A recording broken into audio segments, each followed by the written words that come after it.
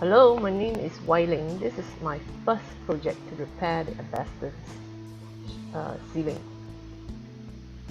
I just want to remind you that when you have to do something like this, make sure you are protected as well. Wear protective glasses and N95 face mask to remove the asbestos sheet. Take your time to do it. Don't worry about finishing at a certain time. Well, I just want to tell a little bit about my place that I've been staying here for 17 years. This house has its fair share of repairs needed. I had hired a contractor to redo the incoming piping to the house due to an underground pipe leakage. I also had to remove one hot water storage tank and a water pressure pump 3 years ago. The guy initially told me the water pressure pump can be repaired. When he came to repair, he caused one of the bathroom ceiling asbestos sheet to crack. Then in the end, he said he could not repair and asked me to replace a new one. I was definitely not happy about it, as initially he was very confident he is able to do it. Furthermore, he wanted to charge a really high price for the new water pressure pump. In the end, I decided that I don't need a water pressure pump, as the direct incoming water pressure is good enough. Then subsequently, my second water tank started to leak very badly and caused another asbestos sheet to rot and crack. When MCO 3.0 was announced, I decided to repair the asbestos sheet myself. I have much time on my hands because of the lockdown, and the Airbnb business has come to a halt. Yes, I have been managing 3 units of Airbnb until MCO 1.0 started in 18 March 2020 to 3rd May 2020. I want to give thanks to my Heavenly Father that during the recovery MCO in August 2020, all my 3 units which were published under Airbnb were taken up for long-term lease for at least 1 to 3 years. All glory to the Lord for His provision. With much time on my hands, I embarked on this project. I just want to encourage everyone that no matter what circumstances we are in, can look to the Lord that He will not leave us nor forsake us. He will carry us through. I have not done anything like repairing ceiling asbestos sheets before, because it's not an easy job, as we need to nail the sheets to the wood, and it is on nailing it upwards. But I did put my trust and confidence in the Lord. I'm sure it will work out. After I had removed the cracked asbestos sheets, I went to the hardware store to purchase a new one to my specifications. Because of the irregular size of the sheet, it was not a good fit. A portion of the sheet left a sizable gap, but it was still held within the wood frame. And then I embarked onto nailing the asbestos sheet, but it was really difficult as I had anticipated. I resorted to make use of my Bosch drill. First, I used the drill to drill a hole into the asbestos sheet and the wood frame. This is still tough as I need to push upwards, but because it is an electric drill, it is so much easier. However, I want to caution you that when you are using the drill, the screw, please do not touch the head of the screw as it is hot. I got burnt on 2 occasions as I did the same mistake twice. Whatever happened to the saying, once bitten, twice shy?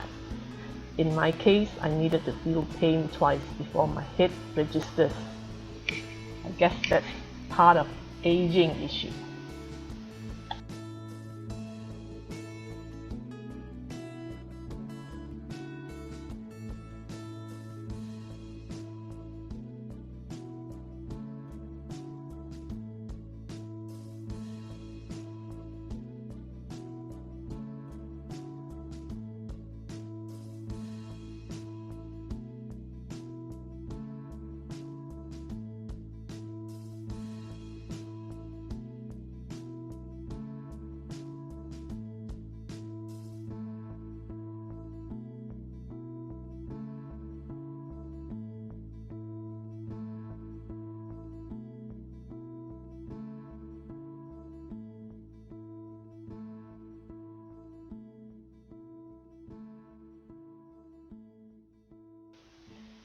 Then I proceeded to cement the gaps around the frame of the asbestos sheets as the gaps were wide.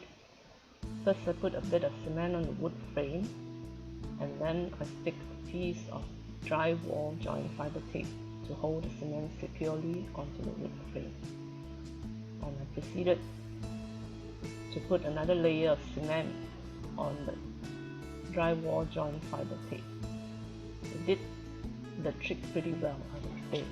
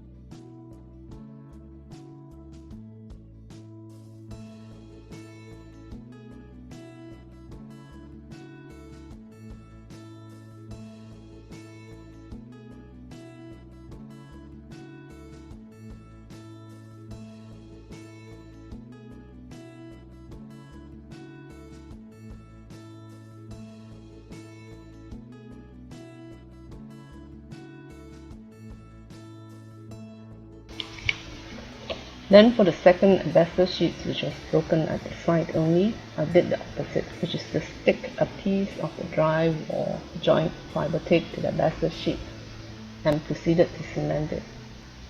It was much more difficult, so I decided to do like the first way, which was to cement it first, and then after that I put the drywall joint fiber tape and cemented it a second time. As you can see, also I've got my fair share of disaster moments, but I guess there's one way for us to learn from our mistakes or mishaps. Finally, I decided to fill up all the in-between gaps and was hoping for a seamless ceiling without the grooves in between the wood frames. Let's see how it turns out after I've given it a coat of paint.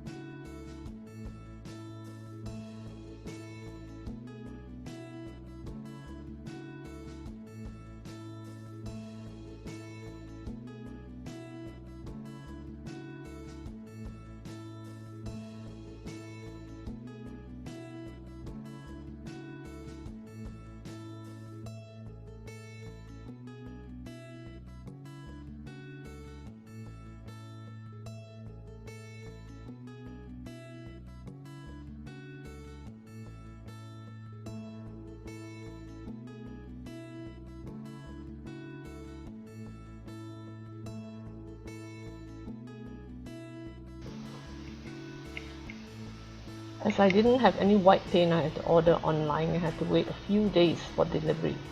I did have some leftover beige paint which I used to coat over all the cemented areas and the newly replaced asbestos sheet. Then I lined the tile section next to the wood frame with masking tape so that I don't get any paint on the tiles. That is why now you don't see the black cement area, as I didn't video this part of the work. Next, I proceeded to paint the ceiling with a sponge roller brush, which caused another disaster as the sponge roller absorbs too much paint. So I just used a paintbrush to paint onto the ceiling, which works way better, but it's a slower process because I didn't have any other roller brushes with me. I did manage to give the ceiling 2 coats of paint, but the area around the wood base, which was stained badly by watermarks, is still visible. I don't have any idea how to get rid of those watermarks. Maybe if you do have, you can share your tips and secrets with me.